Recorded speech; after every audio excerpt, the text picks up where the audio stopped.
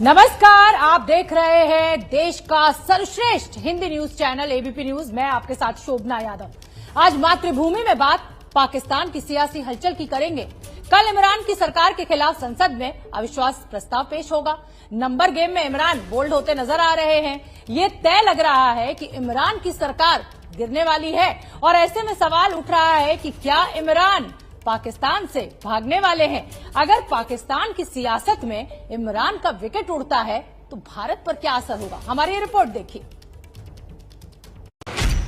क्या इमरान खान पाकिस्तान से फरार होने वाले हैं? क्या पाकिस्तान में फिर से मार्शल लॉ लागू होने वाला है? क्या बाजवा इमरान का तख्ता पलट करेंगे?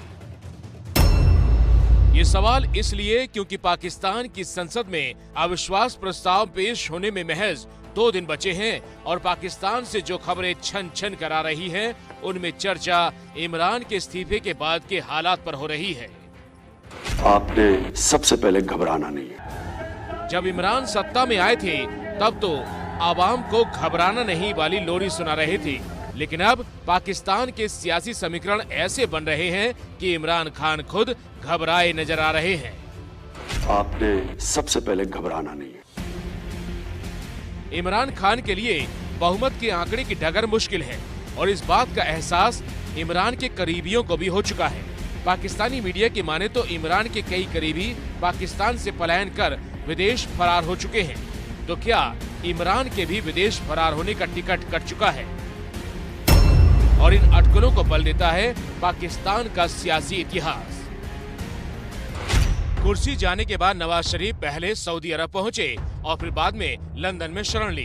पूर्व राष्ट्रपति परवेज मुशर्रफ भी सत्ता गंवाने के बाद विदेश भागे थे। पूर्व पीएम बेनजीर भुट्टो भी कुर्सी जाने के बाद लंदन चली गई थी। अगर पाकिस्तान का सियासी इतिहास फिर से रिपीट होता है और इमरान विदेश भाग जाते हैं तो भारत के लिए सवाल तख्ता पलट से आगे का है। पाकिस्तान की राजनीतिक अस्थिरता का भारत पर सीधा असर क्या होगा? लेकिन पहले आज की इन तस्वीरों को देखिए। मौका पाकिस्तान डे का था जब इमरान और पाकिस्तान के सेना प्रमुख एक साथ नजर आए। तो क्या ये सेना का इमरान को आखिरी सलाम है? क्या इसी तस्वीर में पाकिस्तान का आज और कल छिपा है? बहुत मुमकिन है कि अगर इमरान की कुर्सी जाती है तो पाकिस्तानी सेना एक बार फिर सियासी कुर्सी पर काबिज हो जाएगी। मुशर्रफ की तर्ज पर सेना प्रमुख बाजवा पाकिस्तान के नए राष्ट्रपति बन सकते हैं और पाकिस्तानी सेना के भारत विरोधी मंसूबे से भी हर कोई वाकिफ है। पाकिस्तानी सेना के सत्ता में लौटने से जम्मू कश्मीर में आतंकियों की घुसपैठ तेज हो सकती है। कश्मीर में भारत विरोधी गतिविधियां और बढ़ सकती हैं। पंजाब में अलगाववाद की कोशिश तेज की जा सकती है। आतंकियों को पाकिस्तानी सेना भारत के खिलाफ रणनीतिक टूल की तरह इस्तेमाल करती रही है। 5 राज्यों के चुनावी नतीजों के बाद पीएम मोदी ने भी अपने संबोधन में सीमा सुरक्षा पर चिंता जताई थी। सीमावर्ती राज्य होने के नाते पंजाब को अलगाववादी राजनीति से सतर्क रखना। भारतीय सेना ने अपने शौर्य और पराक्रम से हर बार पाकिस्तान के हर नापाक मंसूबों को नाकाम किया है। पाकिस्तान का सियासी घटनाक्रम भारत को सीमा पर चौकसी का अलर्ट भी दे रहा है।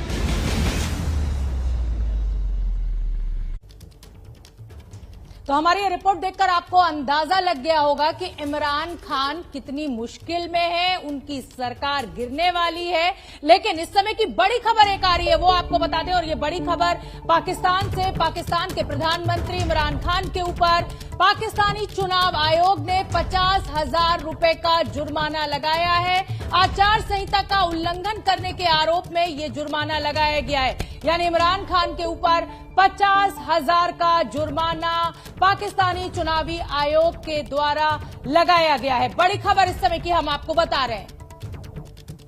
50,000 का जुर्माना इमरान खान के ऊपर। और पाकिस्तान के बाद बात कश्मीर में पाकिस्तान के जुल्म की कहानी यानी पंडितों के पलायन की करते हैं। कश्मीरी पंडितों के पलायन पर बनी फिल्म कश्मीर फाइल्स को लेकर राजनीतिक आरोप और पलटवार का जो दौर है वो लगातार जारी है। अब पीडीपी प्रमुख और राज्य की पूर्व मुख्यमंत्री महबूबा मुफ्ती ने इस फिल्म को प्रोपेगेंडा करार दिया है। सुनिए क्या कुछ कह रही है महबूबा मुफ्ती। देखिए, ये जो फिल्म है मैंने तो देखी नहीं, पर मैंने सुना इसमें काफी हिंसा दिखाई गई है, काफी खून खराबा दिखाया गया। मैं समझती हूँ कि जो कश्मीरी पंडितों के साथ हुआ वो बहुत बुरा है और हमें वो चीज़ महसूस होती है। मगर मैंने खुद देखा है, चिटी सिंहपोरा सरदार हो, बलजरारा में हिंदू हो, कोटदाड़ा में हिंदू हो, या साला सुरनकोट में जब मुसलमानों को मार दिया कुछ आर्मी के लोगों ने और सरेंडर्ड मिलिटेंट्स ने। एक छोटा बच्चा अभी जो जना नहीं था, जब उसके माँ के पेट में गोली लगी तो उसका हाथ बाहर आ रहा था। यानी जम्मू कश्मीर में सबके साथ जुल्म हुआ। जम्मू कश्मीर हमारे मुल्क और पाकिस्तान की बंदूक के बीच में लोग आ गए, उससे भी मरे, इससे भी मरे, और कश्मीरी पंडित भी उसी में जो है वो मारे गए। और आज जो ये फिल्म है, फिल्म को बनाने है वाली, उसको पैसा कमाना है, मगर जिस तरह प्राइम मिनिस्टर इसको प्रमोट कर रहे हैं, बीजेपी इसको प्रमोट कर रही है, अगर इस तरह उन्होंने पिछले 8 साल में कश्मीरी पंडितों के लिए वाकई कुछ किया होता तो शायद आज कश्मीरी पंडितों की हालत दूसरी होती। वो उनको करना चाहिए फैसला, गवर्नमेंट ऑफ इंडिया को, वो क्या करना चाहती। वो इस फिल्म को प्रमोट करने के लिए लोगों को उकसा रही है, फ्री टिकट्स दे रही है, छुट्टियां दे रही है, कमीशन बिठाए, रिकन्सिलेशन, मैं कहती हूँ ट्रूथ एंड रिकन्सिलेशन कमीशन होना चाहिए, जहाँ मुसलमान भी, सरदार भी, सबकी बात होनी चाहिए, और गुजरात की भी बात होनी चाहिए, दिल्ली के दंगों की भी बात होनी चाहिए, और जम्मू कश्मीर में जो मुसलमानों के साथ हुआ, हिंदू के साथ हुआ, सरदारों के साथ हुआ, पंडितों के साथ हुआ, उसकी भी बात होनी। तो चलिए आगे बढ़ते हैं और बात करते हैं मध्य प्रदेश की। उत्तर प्रदेश में योगी का बुलडोजर वाला फॉर्मूला हिट हुआ तो ये फॉर्मूला अब मध्य प्रदेश भी पहुंच गया और नाम हो गया मामा बुलडोजर। जी हां, उत्तर प्रदेश की तर्ज पर अब मध्य प्रदेश के मुख्यमंत्री शिवराज सिंह चौहान माफिया और अपराधियों पर बुलडोजर वाली कार्रवाई की चेतावनी दे रहे हैं और शिवराज के विधायक कह रहे हैं कि आ गया है मामा बुलडोजर। तो बाबा बुलडोजर के बाद अब मामा बुलडोजर।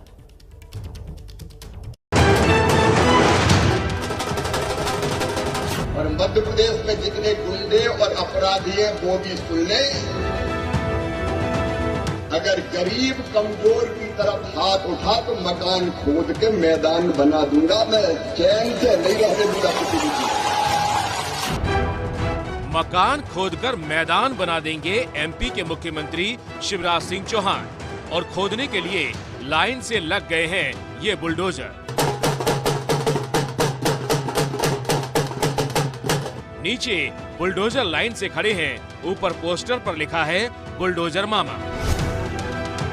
मध्य प्रदेश में शिवराज सरकार के 2 साल पूरे होने पर बीजेपी विधायक रामेश्वर शर्मा ने इस तरह अपने मुख्यमंत्री का स्वागत किया। मध्य प्रदेश में शिवराज सिंह चौहान के चौथे कार्यकाल के 2 साल पूरे हुए हैं और इस 2 साल में उनको एक नई इमेज दी गई है बुलडोजर मामा की। आप देख सकते हैं कि यहाँ पे शिवराज सिंह चौहान का स्वागत करने के लिए बुलडोजर लगे। जुर्रत करेंगे कानून और व्यवस्था से खेलने की, जो गरीबों को कुचलने का प्रयास करेंगे और जो माँ बहन बेटी की तरफ गलत नजर से देखेंगे वो छोड़े नहीं जाएंगे। कानून सजा देगा लेकिन बुलडोजर भी चलेगा, जमींदोज कर दिए जाएंगे। योगी जी ने पूरे उत्तर प्रदेश में अतीक, अंसारी और जितने बदमाश थे उन पर बुलडोजर चलाया। मध्य प्रदेश में अगर कोई भी हमारे रायसेन के अंदर आदिवासी बेटी के साथ बलात्कार करेगा तो मामा का बुलडोजर बलात्कारी के घर को तहस नहस करेगा, तोड़ेगा।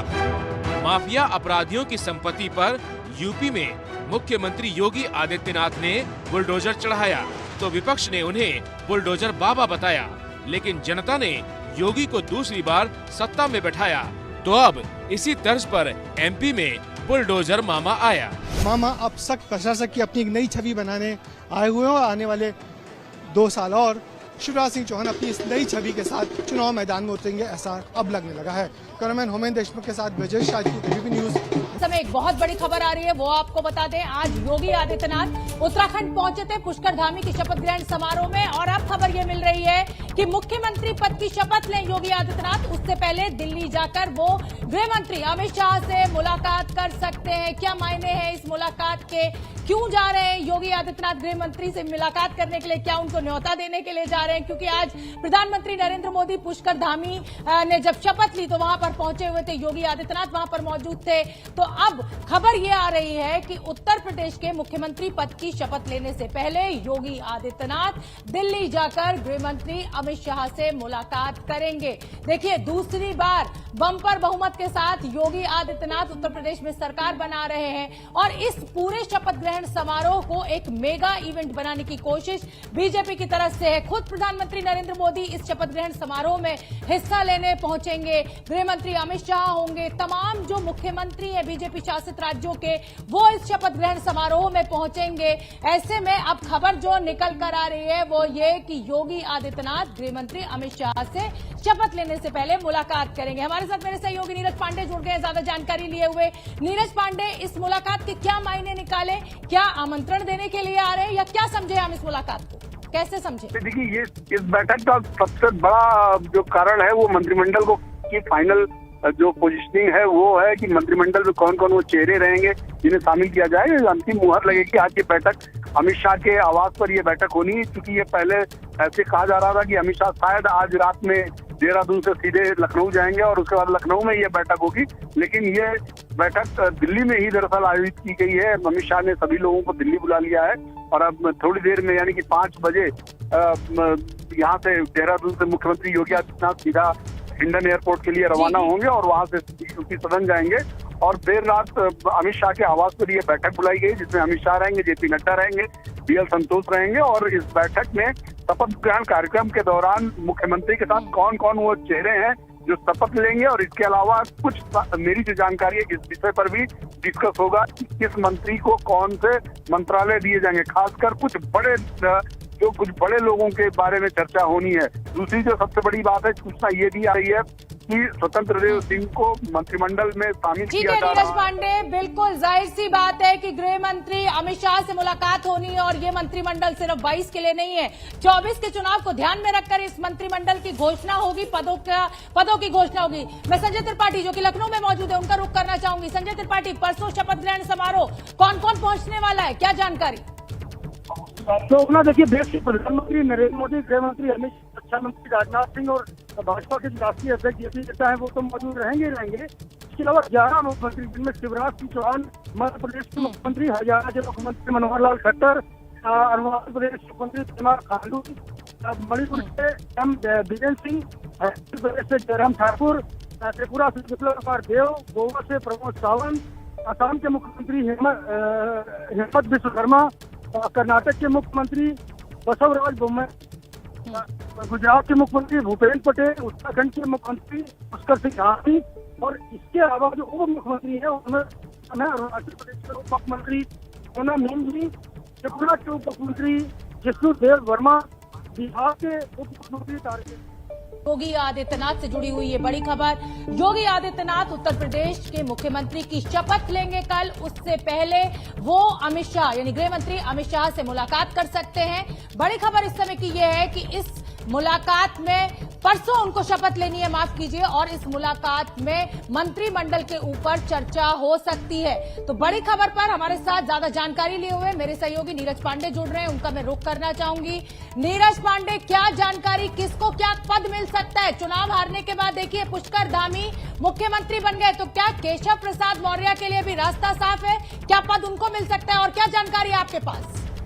देखिए, अभी इस पर कयासबाजी चल रही है सुगना, लेकिन इतना जरूर है केशव प्रसाद मौर्य भारतीय जनता पार्टी के एक प्रमुख चेहरा हैं, पिछड़ों के बड़े नेता माने जाते हैं। अभी आपने एक उदाहरण देखा कि चुनाव हारने मात्र से कुछ होता नहीं है। चुनाव हारने के बावजूद पुष्कर सिंह धामी को भारतीय जनता पार्टी ने मुख्यमंत्री जैसा पद सौंपा है, तो ऐसे में माना यह जा सकता है कि पार्टी अपने नेता को कभी छोड़ती नहीं है। भारतीय जनता पार्टी के जो सीनियर लीडर से हमारी बात हुई तो उन्होंने कहा कि जिस पौधे को हम खड़ा करते हैं तो इतनी जल्दी उसको हम गिरने नहीं देते हैं, इतनी जल्दी उसे खत्म नहीं होने देते। तो इस बात से साफ अंदाजा लगाया जा सकता है कि केशव प्रसाद मौर्य की जिम्मेदारी बहुत अहम रहने वाली है, न सिर्फ सरकार में बल्कि संगठन में के लिए भी अहम है। अब देखना यह है कि उनके लिए रोल क्या तय होता है, क्या डिप्टी सीएम में रिपीट होते हैं, क्योंकि संभावना इसी बात की ज्यादा है कि भारतीय जनता पार्टी उनको मंत्रिमंडल में शामिल करेगी और बतौर डिप्टी सीएम उन्हें शामिल कर सकती है। लेकिन अंतिम जो कॉल है वो मुख्यमंत्री का होता है, विधानमंडल दल में तय होता है और मुख्यमंत्री तय करते हैं कि किसका क्या रोल होगा। तो माना जा रहा है आज जो अभी फाइनल मीटिंग होने जा रही है रात में गृह मंत्री अमित शाह के साथ, जिसमें जेपी नड्डा भी मौजूद रहने वाले हैं, बीएल संतोष भी रहने वाले हैं और खुद मुख्यमंत्री योगी आदित्यनाथ रहने वाले हैं। ये अंतिम बैठक में फाइनल जो आप कह सकते हैं रिहर्सल हो जाएगा, फाइनल ये तय हो जाएगा कि किस व्यक्ति को क्या जिम्मेदारी दी जाएगी। केशव प्रसाद मौर्य को डिप्टी सीएम बनाया जाएगा या फिर उन्हें संगठन भेजा जाएगा। इन सभी कयासों पर से पर्दा आज रात को उठ जाएगा। ये अलग बात है कि इसका जो ऑफिशियल अनाउंसमेंट है वो लखनऊ में होगा, विधायक दल की बैठक के बाद होगा। जी शोभना। जाहिर सी बात है योगी आदित्यनाथ को परसों यानी 25 तारीख को शपथ लेनी है और एक मेगा इवेंट बनाने की कोशिश और समीकरणों का, जातिगत समीकरणों का बेहद ध्यान रखना होगा इस मंत्रिमंडल की घोषणा से पहले, क्योंकि ये जो मंत्रिमंडल आज 2022 में घोषित होगा, 24 की तैयारी बीजेपी की होगी। बहुत बहुत धन्यवाद नीरज पांडे इस पूरी जानकारी के लिए। और चलिए अब आपको रूस और यूक्रेन युद्ध से जुड़ी हुई बड़ी तस्वीरें दिखाते हैं।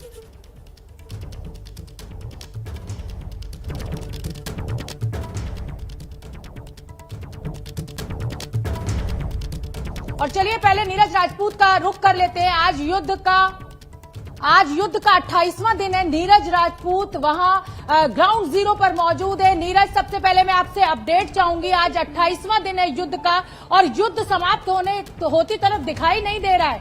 ये कहा जा रहा था कि रूस तो एक हफ्ते में ध्वस्त कर देगा, तो क्या अपडेट इस समय का आपके पास? बिल्कुल शोभना, इस वक्त हम रूस की राजधानी मॉस्को में मौजूद हैं और ठीक मेरे पीछे जो मॉस्को में रूस का जो विदेश मंत्रालय की बिल्डिंग है जो पीछे दिखाई दे रही है, कैमरामैन मान दिखाएंगे। ये लगभग 1 महीना होने को आ गया है अब इस युद्ध को।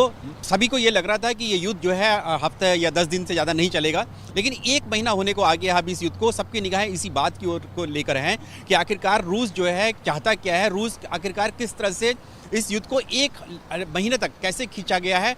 और इसके पीछे जो हम लोग यहाँ पर पहुँचे हैं, रूस में पहुँचे हैं, मॉस्को में पहुँचे हैं, क्रेमलिन से हमने रिपोर्टिंग करी और अब यहाँ विदेश मंत्रालय में जो एक्सपर्ट से भी हमने बातचीत की, तो उन्होंने बताया कि ये जो रूस की जो है एक ट्रेडिशनल जो उनकी पारंपरिक जो युद्ध शैली है कि वो एक लंबे समय तक युद्ध करते हैं, क्योंकि उन्होंने जब नेपोलियन के खिलाफ युद्ध हुआ था उस वक्त भी ऐसी ही स्ट्रेटेजी अपनाई थी, सेकेंड वर्ल्ड वॉर पे भी ऐसी ही स्ट्रेटेजी अपनाई कि इस युद्ध को लंबा खींचा जाए। उनका ये मानना होता है कि दुश्मन कर जब भी अगर वो अटैक करे तो वो इस तरह से करते हैं कि वो पूरी तरह से तबाह हो जाए, नष्ट हो जाए, और उसी के लिए इतना लंबा युद्ध जो है हम लोग देख रहे हैं रूस की तरफ से। और दूसरा कारण शोभना एक और भी है, क्योंकि यूक्रेन के साथ रूस के जो हैं वो अपने उनके ऐतिहासिक और जो उनका अपना जो सांस्कृतिक जो संबंध है यूक्रेन के साथ वो बहुत ज़्यादा गहरे हैं, और इसलिए रूस नहीं चाहता है कि किसी भी तरह से यूक्रेन की आर्मी को तो अटैक किया जाए। जो कह रहे हैं स्पेशल मिलिट्री ऑपरेशंस जो उन्होंने किए हैं, उनकी जो जितने भी छावनियां हैं, मिलिट्री बेस हैं, आज भी हमने देखा S-300 मिसाइल सिस्टम को किस तरह से ध्वस्त किया रूस की सेना ने। लेकिन वो नहीं चाहते कि किस तरह से सिविलियंस जो यूक्रेन के जो आम नागरिक हैं उनको किसी तरह से क्षति पहुंचाई जाए, इसीलिए फूक कर कदम जो है रूस रख रहा है। और अब हम लोग देख रहे हैं कि 1 महीना होने को आ गया है, युद्ध अभी भी समाप्त होने की ओर नहीं दिखाई पड़ रहा है। नीरज राजपूत, क्या माना जाए, नेटो जो है, नेटो का साथ देने के लिए जेलेंस्की अब तैयार नहीं है, लेकिन क्या ये लग रहा है, क्या ये चर्चा है कि जेलेंस्की की जिद की वजह से यूक्रेन के नागरिकों को इस मुसीबत का सामना करना पड़ रहा है और कहीं ना कहीं पुतिन का भी अड़ियल रवैया?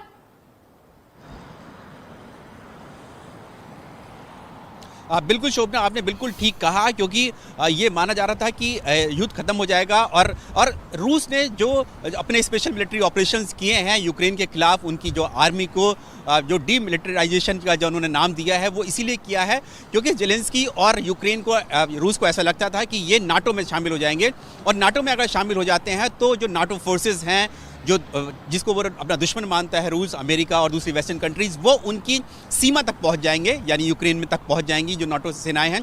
इसीलिए रूस नहीं चाहता था कि जेलेंस्की और यूक्रेन जो है वो नाटो में शामिल हो, और उसी को रोकने के लिए, दबाव बनाने के लिए जो रूस है और रूस के राष्ट्रपति व्लादिमीर पुतिन है, उन्होंने स्पेशल मिलिट्री ऑपरेशंस किए और ये 1 महीने तक चल रहे हैं, इसीलिए कि जेलेंस्की और यूक्रेन किसी भी तरह से नाटो में शामिल ना हो और दुश्मन जो है वो रूस की सीमा तक ना पहुंच पाए, यानी कि नाटो ना पहुंच पाए, नाटो की फोर्सेस जो हैं वो रूस की सीमा तक ना पहुंच जाएं। इसीलिए इस तरह ये युद्ध हुआ, यानी कि क्योंकि रूस में इसको युद्ध नहीं कहा जा रहा है, स्पेशल मिलिट्री ऑपरेशंस कहा जा रहा है, युद्ध को पूरा नाम नहीं दे रहे हैं, वो स्पेशल मिलिट्री ऑपरेशंस जो हैं, क्योंकि युद्ध का मायने है कि पूरी तरह से सबके ऊपर अटैक करना है। उनका कहना है कि सिर्फ और सिर्फ यूक्रेन की आर्मी के ऊपर अटैक किया जा रहा है, बाकी सिविलियंस के ऊपर नहीं किया जा रहा है। तो वो इसीलिए किया जा रहा है कि किसी तरह से जेलेंस्की और यूक्रेन जो है वो नाटो फोर्सेस में शामिल ना हो।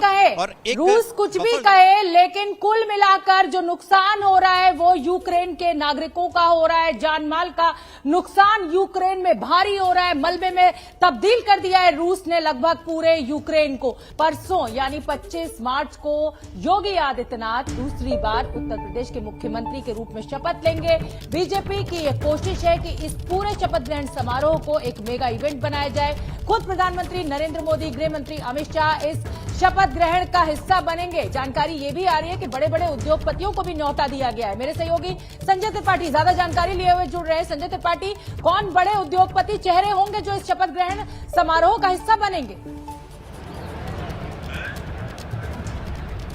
शोभना, भव्य कार्यक्रम को भव्यतम बनाने की तैयारी लगभग अंतिम दौर में पहुंच चुकी है। सबसे पहले तस्वीरें देख लीजिए, पीछे मंच सज चुका है और अफसर यहां पर जो मौजूद हैं वो लगातार जायजा ले रहे हैं, समझ रहे हैं, पुलिस को ड्यूटी अलॉट हो रही है। और अब मैं आपको बताता हूं वो सारे नाम जो इस पूरे कार्यक्रम में खास तौर पर बुलाए गए हैं। बड़े बड़े औद्योगिक समूह हैं जिनमें टाटा ग्रुप से एन चंद्रशेखरन का नाम है, अंबानी ग्रुप से मुकेश अंबानी का नाम है, आदित्य बिरला ग्रुप से कुमार मंगलम बिरला का नाम है।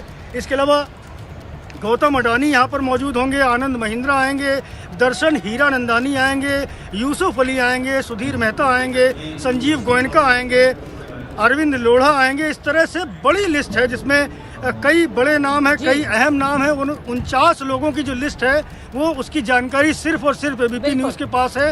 इन 49 लोगों को निमंत्रण पत्र भेज दिया गया है। इसके अलावा 11 मुख्यमंत्रियों को जानकारी हमारे सहयोगी संजय त्रिपाठी इस समय दर्शकों को बता रहे हैं कि इस भव्य कार्यक्रम को भव्यतम बनाने की कोशिश बीजेपी की है।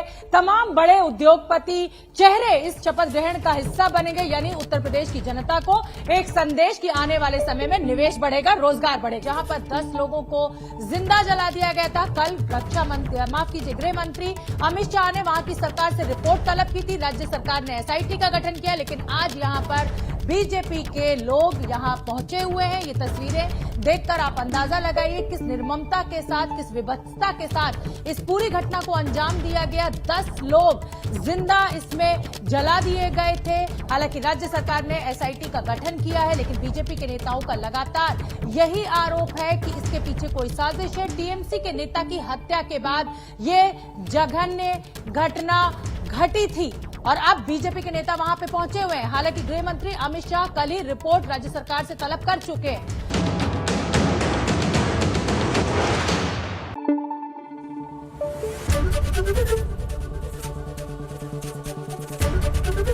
एबीपी न्यूज आपको रखे आगे।